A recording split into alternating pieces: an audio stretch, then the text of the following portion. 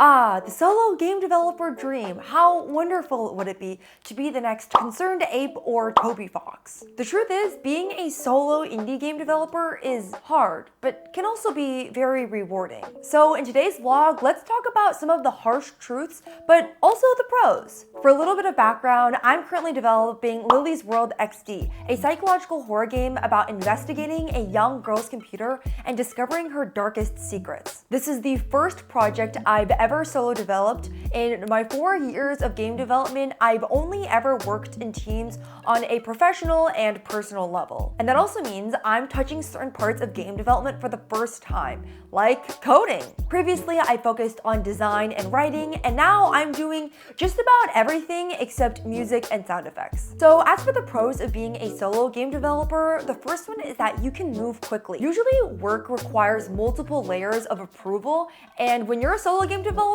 you call all the shots. My individual output is much faster. The second pro is creative control. My game, Lily's World XD, will be executed to my true creative vision. It's really exciting to be able to call a project mine. Another pro is that it forces me to learn new things and try different disciplines. For me, it's obviously coding. I took AP Computer Science when I was 16 and then did not code for 9 years. And now I'm back. And it's very painful, but good for me. And the last pro is that I myself own the entire project. I own the IP and the revenue generated by the game. I do plan on paying people here and there to get certain tasks done, but that's all up to me. When you work in a team, especially on an indie project, you have to decide revenue share, and that can be a really tricky process. So I'm glad that I don't have to go through any of that. Now for the cons.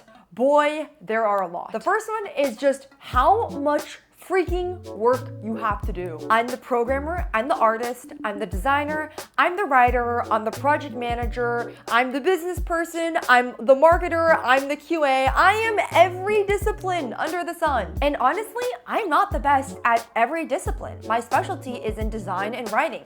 So when it comes to things that I'm more unfamiliar with, I may not do as good of a job. The second con, which was also mentioned in my pros, is creative control. So while it's good and freeing that I get full creative control, sometimes it's good to be challenged. One thing that I love about working in a team is that my ideas get pushed back a lot. Yes, sometimes it's frustrating, but often that pushback leads to a better product. I can rely on my teammates' design thinking to create a more well-rounded project. The third con is a lack of deadlines. Yes, I could self-impose deadlines, but when you have other people relying on you, it gives you that motivation to get things done.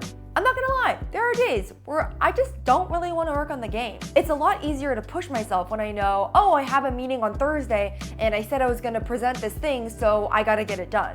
Versus for me, there's no one holding me accountable. And the last con, which is something that I am feeling heavily right now, is that everything lies on solely my shoulders. Last Thursday, I was at the gym when suddenly I felt a sharp pain in my back. That day, I ended up at the doctor for 9.5 hours and I was in excruciating pain. I couldn't walk, get up, sit down, put my clothes on, go to the bathroom, literally do anything without assistance. The doctor told me I had 2 bulging discs in my lower back and that it would take me 6 weeks to 3 months to recover. It's been a week since the accident and thankfully I'm already getting better, but there was a reality where I wouldn't be able to get out of bed for weeks, if not months. Even now, it's pretty difficult to work around my injury. I'm only supposed to lay down or stand up. I'm not supposed to sit.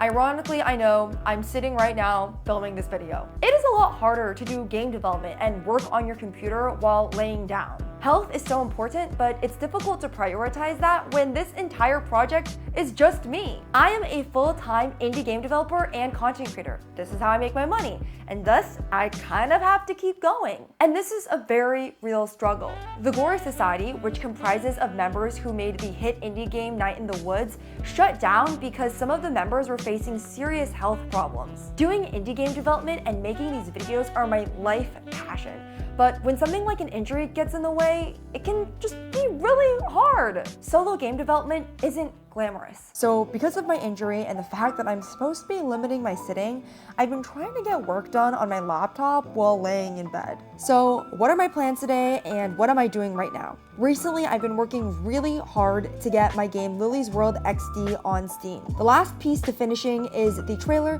so I've been working with a sound designer and composers on scoring the trailer. My sound designer sent me a message this morning with some clarifying questions, so I'm about to reply. I'm also doing a brand deal right now, and for the first time, the brand wants me to make a post on LinkedIn, so I need to draft what I'm going to say on LinkedIn. Today is definitely an abnormal day in my life as a solo game developer, as I've been nominated for an award and I need to go to the ceremony. I've been nominated Best Gaming Creator for the Asian Creator Awards. This is the first time this award show is happening, so I really don't know what to expect. I've also never been nominated for an award, but I'm really excited to go and I'm gonna take you guys along.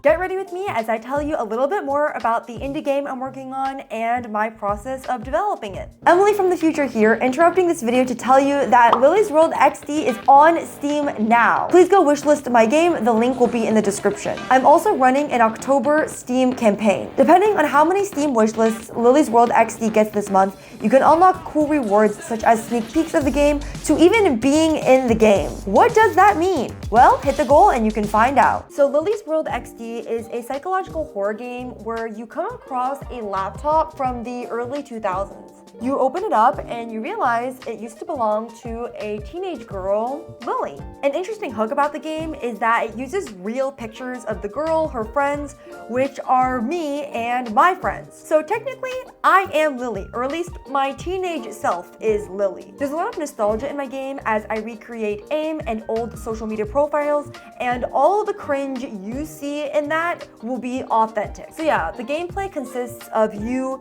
learning more about her story and solving puzzles to unlock different parts of her computer. While her life seems innocent at first, she's hiding a big secret. Of course, I'm not gonna tell you what that secret is, you just have to play my game to find out. I was really inspired by games like Emily is Away and Simulacra. For those who don't know, Emily is Away is a narrative game that takes entirely through AIM. For some reason, the nostalgia of that game just really got me in my feels, and I love the limited storytelling. And Simulacra is a horror game that takes place in a phone. I'm a big believer that limitation breeds creativity, and so I wanted to make a game about exploring some sort of digital space surface and telling a story through that. I've only made cozy or wholesome games my entire life, and I wanted to try something different. While my game is horror, it's not jump scare horror, it's definitely more psychological horror. It's gonna be a horror that hits you in the feels.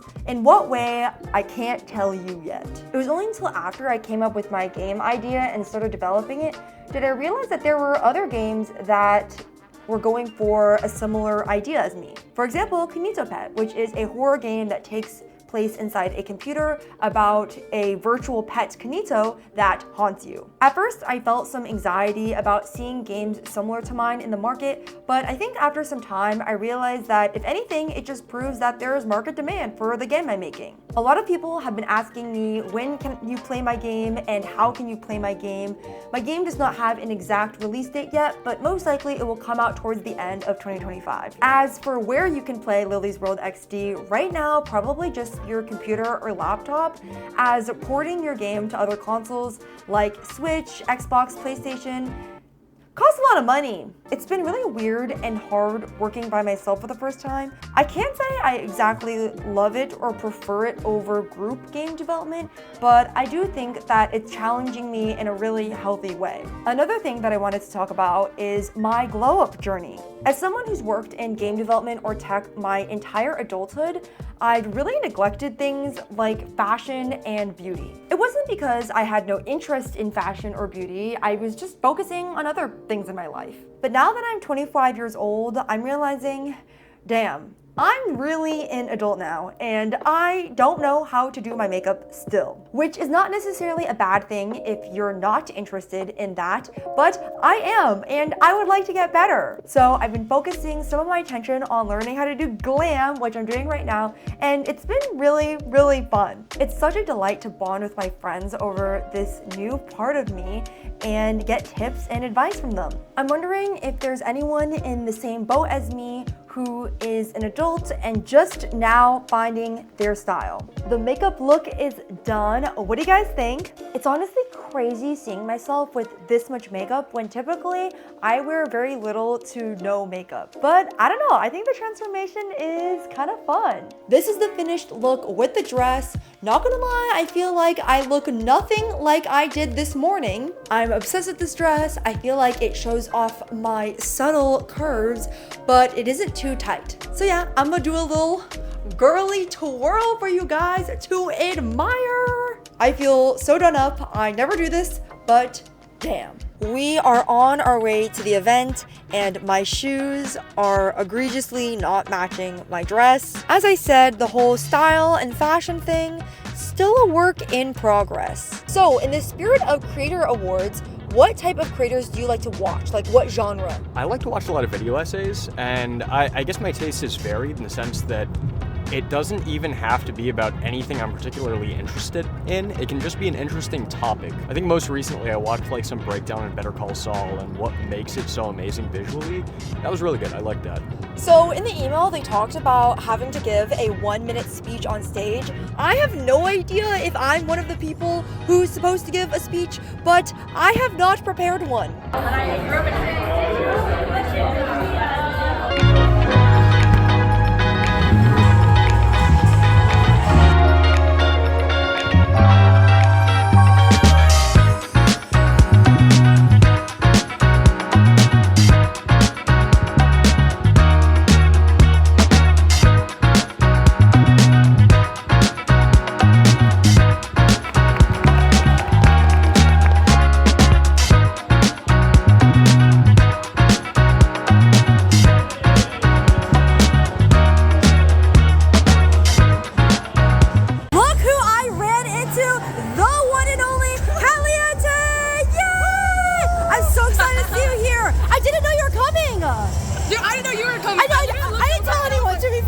Gaming Creator of the Year goes to Emily Pitcher.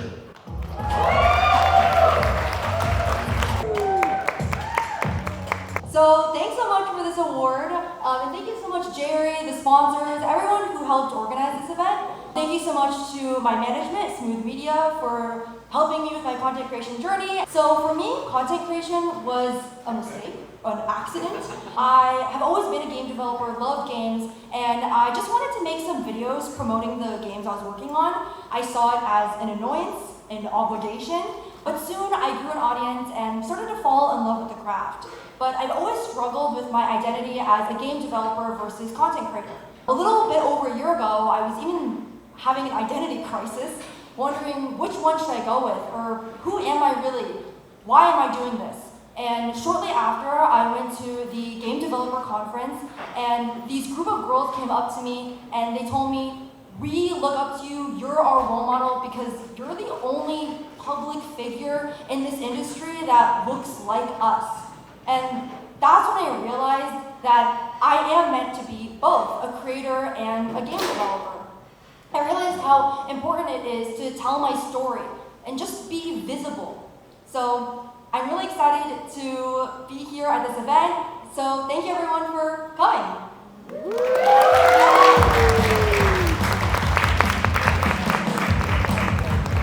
So obviously this was a very exciting day in my life as a solo game developer. That's why I vlogged it. But the truth is that my day-to-day is pretty boring. When it comes to things like coding, spending all day bug fixing is not glamorous at all. Being a solo game developer is a lot of work. There's a lot of pressure and there isn't a lot of thanks to the job, unless you become, well, the next Toby Fox. I have a much more exciting life compared to the average solo indie developer because I'm a content creator. I am so extremely grateful to this, and obviously that is thanks to you guys watching and supporting my videos. Anyways, Anyways, I gotta go back to editing my trailer. Lily's World XD is coming to Steam soon. The Steam page is out. Go wishlist it. And if you want to be updated about that, subscribe to my newsletter. If you want to support my game developer journey and get bonus content and resources, join my Patreon. Follow my other socials. I'll see you guys in the next one.